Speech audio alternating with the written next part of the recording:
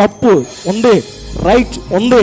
ఇందులో తప్పు కూడా ఎందుకు రాయించారు, రైట్ కూడా ఎందుకు రాయించాడు? ఎవడన్నా తప్పు చేసే తప్పు అని ఇందులో ఉన్నది ఉన్నట్టు ఎందుకు ఇందులో రాయబడిందంటే, అలా చేస్తే ఇలా జరిగిద్ది అని. ఆమె వాడు ఎంత భక్తుడైనా, ఎంత గొప్పవాడైనా, ఎంత గొప్ప అభిషక్తుడైనా, ప్రవక్త అయినా, సేవకుడైనా, రాజు అయినా, తప్పు చేస్తే ఆ చేసిన వాడు ఎంత గొప్పవాడైనా వాడికి ఏం జరిగిద్ది, దేవుడు ఏం చేస్తాడో అనేది తప్పుని కూడా కప్పిపుచ్చకుండా రాయగలిగిందే పరిశుద్ధ గ్రంథం. చెప్పలు కూడా దీని మైపడదాం.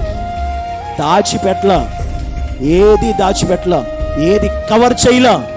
ఇది తెలియని కొంతమంది అనుకోవచ్చు, పరిశుద్ధ గ్రంథం చాలా భూత గ్రంథం అని చెప్పి పనికి మాని వాళ్ళు చాలా మంది ఉన్నారు ఈరోజు. వాడికి తెలియదు కనుక. ఎందుకు నా దేవుడు రాయించాడంటే, అలాగ నువ్వు చేస్తే ఇలాగ అవుతుందిరా అని.